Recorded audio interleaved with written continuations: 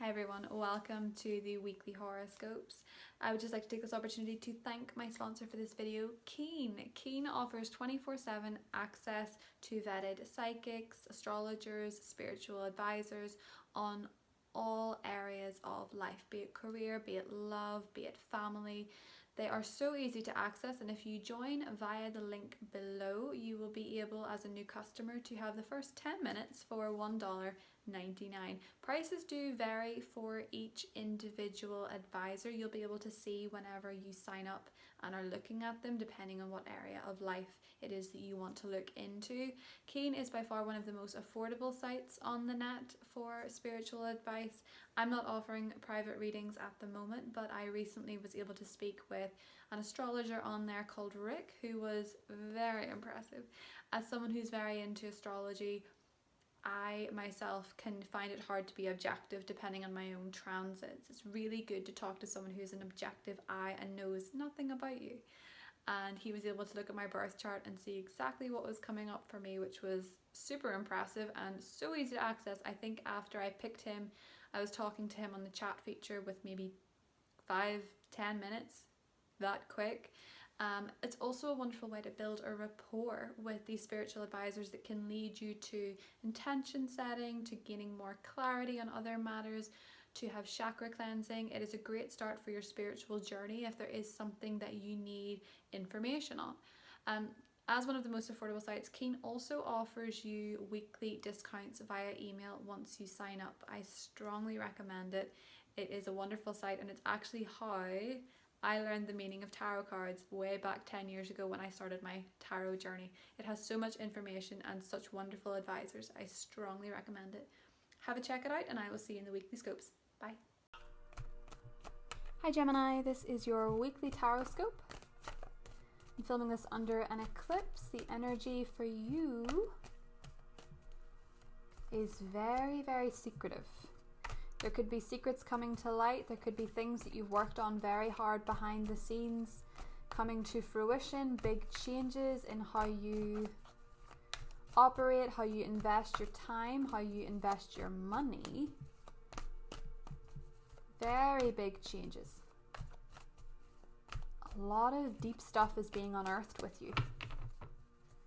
Let's see how.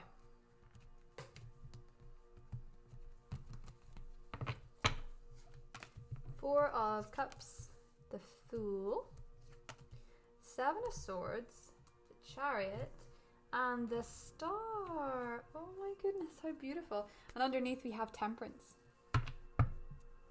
Wow. Okay.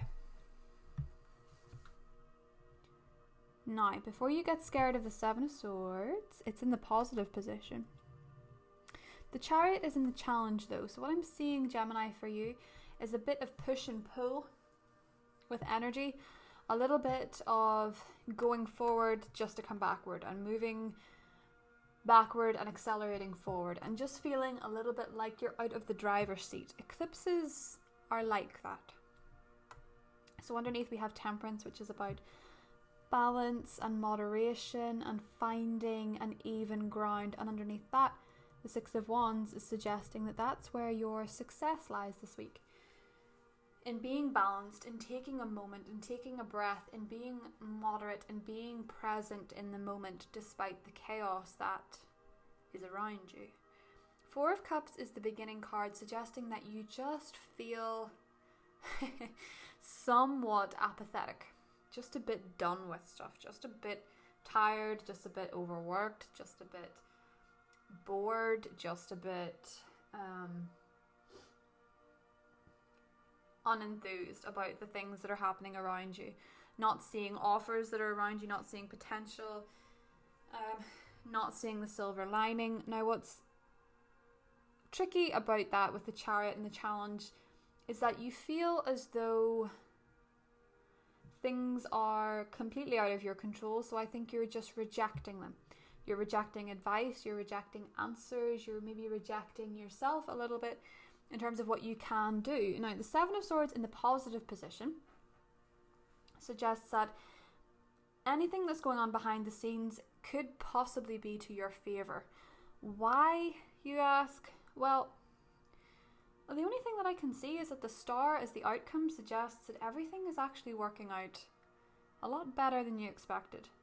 The star is about wish fulfillment. It's about hope. It's about seeing why things had to go a certain way. It's about feeling divinely guided. In the Bible, obviously they followed the star in terms of guidance, which, you know, can be construed as possibly following astrology to an extent, you know, following the stars for guidance and direction. So maybe some of you are getting very into astrology. Maybe some of you are getting very into learning astrology. But for most of you, it seems to be a sign, like something just appears out of nowhere, giving you this really strong sign. Maybe you ask the universe, for example, to see the sign of sunflowers if something is working out, and then the next day, you know, you drive past a sunflower field unexpectedly, or someone gives you a sunflower, or you know, whatever it is. It's like you ask for a sign and you get it, and it's showing you that although you may feel that things around you are out of control, actually, Gemini, you have a lot more control in this than you think. And something for sure is manifesting here that you're going to feel very, very excited about. The star is the kind of energy that everyone wants to see after a turbulent situation. Now, in some regard, it could be that you have felt things are not quite a match for you. Things are not quite working out the way that you would like them to. And then this star energy is a shift saying that, no, things are going to work out the way that you want them to.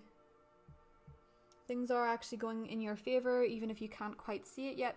You know, one of the things as well is you could be dealing with an Aquarius or a Sagittarius in some regard here as people. I also think that in some cases, Gemini, with your plans for success, with your plans for the future that you're really excited about, do be careful of who you share them with, because I almost sense that you might share your excitement with someone and they might immediately deflate you. It could be a Cancerian, it could be somebody that just puts down your plans, puts down what it is that you want to do, gives you the negative, what could go wrong. Not that that's negative, because, you know, that can be constructive advice. Feel to prepare to feel kind of vibes. No, it's not like that. I think it's that they could be just quite pessimistic, and I think you need to feel as enthused as you were before you said anything to them. So keeping your enthusiasm to yourself might be something here, just because then you don't have anybody tainting it, you know, because a lot of the times as well, Gemini, when the star card comes up, the star can really attract a little bit of jealousy from narcissistic people, you know, people that want to be the most successful out of the bunch, don't want you to take their shine away, don't want you to be doing better than them, they don't like it when you succeed, that kind of thing. So just be mindful of that. The Seven of Swords here as well, kind of get a vibe that maybe you could be dealing with someone who's a bit of a negative Nelly, whatever it is. I think that might be with the Four of Cups, that you might be making suggestions and just feel like they're falling flat all the time, and this is where this is showing you that no, you are going in the right direction and you are going to make this work. The Fool in the middle is suggesting that you are beginning a new period, a new time, a new experience. With eclipse season, it's quite the same for everybody, where there is a new beginning. And when the Fool appears, it means that it's positive. It means that you're going in the right direction, that it's a blessed new beginning. Oh, dating. Some of you could be dating somebody new. Ah, beautiful. Abundance. So dating and abundance.